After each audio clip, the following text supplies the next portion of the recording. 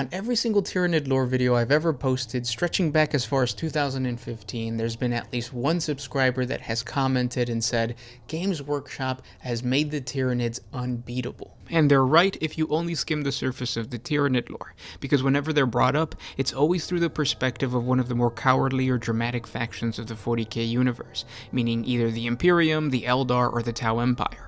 I'm not saying that these factions are weak, I'm just saying that when you compare them to the gargantuan tendrils of the Tyranids, they will always be fighting at a significant disadvantage, and it's because of their empathy towards their own kind. In other words, they are always trying to preserve or defend their territory or populations, a concept completely foreign to the Tyranids who don't care about casualties or territory. But once you zero in on exclusively the Tyranid lore, you realize that there is a chink in their armor.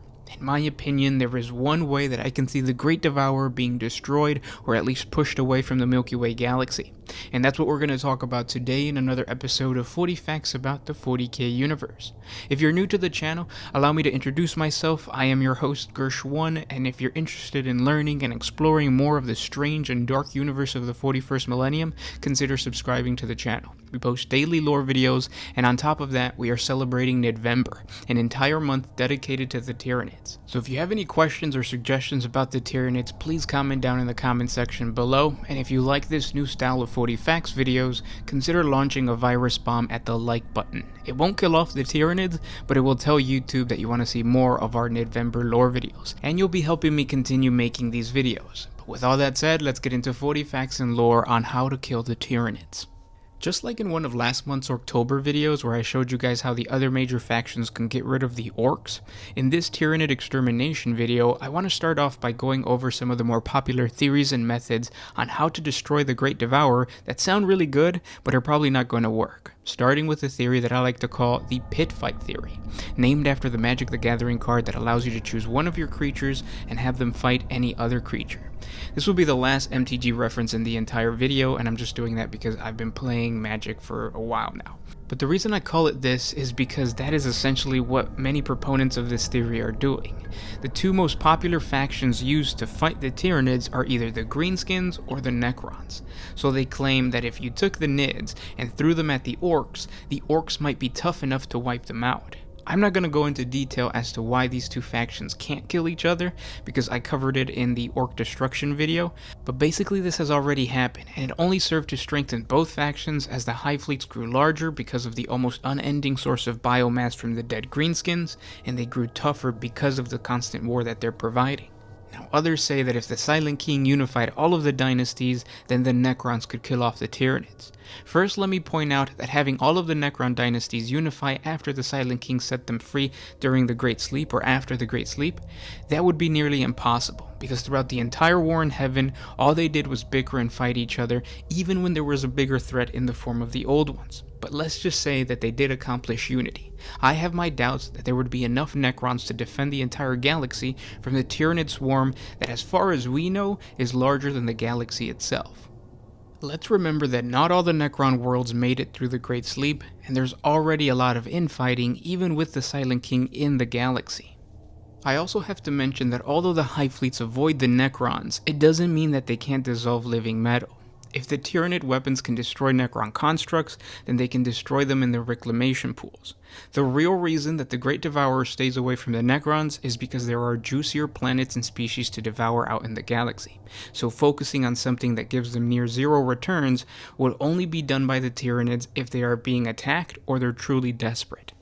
So even though the Silent King is rumored to have returned because he saw the Tyranids in the void, now he has to convince the other Necron lords to stop what they're doing in trying to rebuild their empires and focus on this Tyranid threat that doesn't seem to even pay attention to them. Now we move on to the last faction that I've seen get thrown at the Tyranids, Chaos.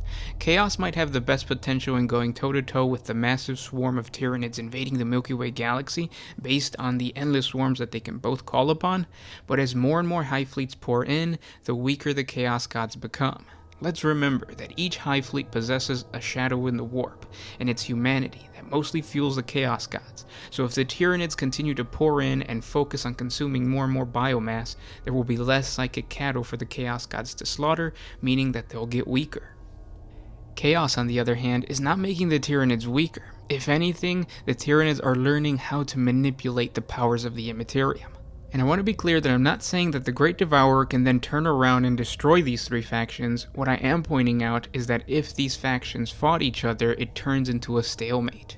Now, since we're on the topic of the Tyranids facing off against the Chaos Gods, let's talk about the next Tyranid extermination theory that's been floating around the internet that I don't really think would work.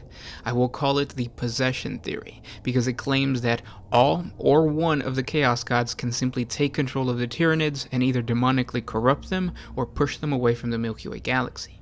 The big issue with this theory is that the task of corrupting a single tendril of a hive fleet is nearly impossible, let alone the entire swarm. We talk about just how difficult it is to corrupt the Tyranids in yesterday's Nurgle Tyranid lore video, but the gist of it is that even though you have bioforms that are corrupted by Nurgle's rot, or in possession of Khorne's weapons, it radically changes the creature, but at no point is the corrupted Tyranid actually venerating the Chaos Gods, because the hive mind doesn't give individuals complete free will, so there's no worship being done. What this means is that if the Chaos Gods want to possess the Tyranids, then they have to find a way to communicate with the collective consciousness of the entire swarm. A very, very difficult task. I like to visualize this concept in the real world like this. The Chaos Gods convincing a human to turn to chaos is like you trying to convince me to buy your army while we're standing face to face.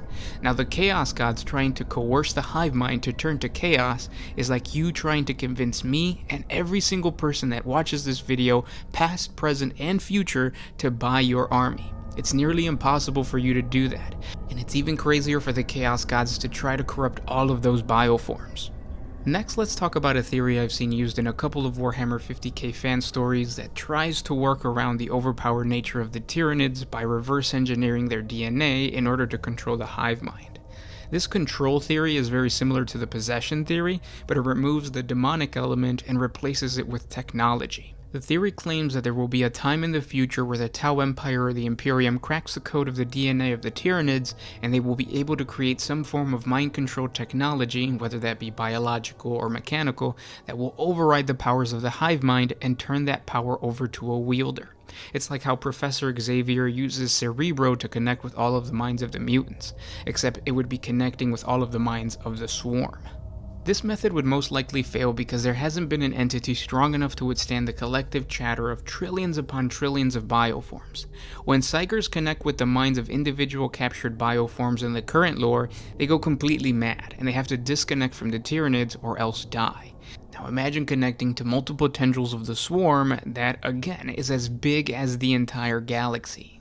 No being can do that. Now, for those that think that there can be some biological technology like a pathogen or a virus that can somehow alter or redirect the control of the Tyranids to a specific source, that theory is flawed because if Nurgle's chaotic diseases have a hard time infecting the Tyranids because the Tyranids just evolve around that pathogen, how could the hive mind not evolve around a man-made virus? It's just not possible.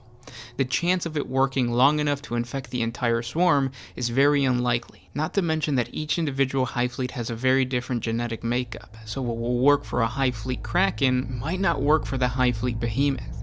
So now that we have debunked the majority of the extermination theories out there, let's get into the most probable method of killing off the Tyranids, the incarceration theory. Basically trap the nids inside of a cage. We know that the Milky Way galaxy seems to be the only galaxy that has access to an alternate dimension called the Immaterium, and we also know that this place doesn't follow the rules of space and time, making it an endless and timeless expanse. This is the perfect cage that can trap the massive swarm of Tyranids. Before recent events, this theory wouldn't have worked because there are only a couple of warp portals open in the galaxy. It was the Eye of Terror and the Maelstrom. So luring the Tyranids into the Immaterium would be nearly impossible. But with the opening of the Great Rift, a massive warp gate the length of the galaxy just opened up, making it easier and faster to drive the many tendrils of the Great Devourer into the warp. We also know that for whatever reason the nids seem to be attracted to the Astronomicon. This psychic lighthouse needs to be duplicated inside of the warp, possibly on a planet that gets launched inside of the warp, and with this bigger and brighter Astronomicon calling to all the nids, the only problem left to solve is closing off the warp as soon as they're in. For that, we can turn to the Necrons, which have demonstrated their ability to disconnect real space from the warp, effectively closing off the Immaterium. The best part about this theory is that once the Tyranids are inside and the gate is shut, they will starve to death because no Hive Fleet, not even Hive Fleet Kronos, has the ability to consume the immaterial ether of the warp. So the warp doesn't even have to be shut for good. It simply needs to remain closed long enough for the Chaos Demons to kill off all of the biomass depraved nids. Now, although simple to explain, the incarceration theory is very difficult to execute. It will require the cooperation of the Imperium to create a second Astronomicon and shut off the first Astronomicon while the Tyranids get inside, the Necrons to create a nexus of Blackstone pylons to close off the Great Rift, and then Chaos to keep the Nids busy while the gates are being closed, but this last role can also be fulfilled by other factions. There's also a second possible solution that doesn't involve Chaos at all. Instead, the Eldar can allocate a portion of the webway as a cage for the Tyranids. In this alternate method, the Astronomicon is created inside of a portion of the webway, kind of like Camera, and the Nids are lured inside and then dispersed throughout this huge wormhole. The gates are then shut, and the Nids are trapped forever. The issue here is that this second method might take longer because there aren't as many portals to the webway as there are to the Immaterium. Either way, the Tyranids can be exterminated by incarcerating them inside of the warp.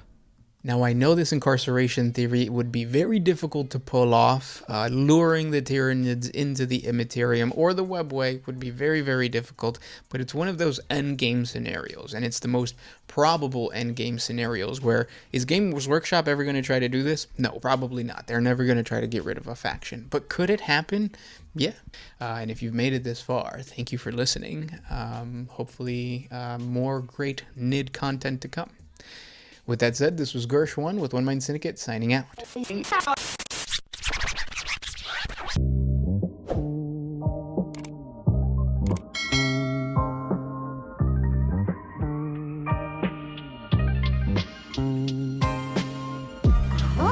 used to put my freedom first.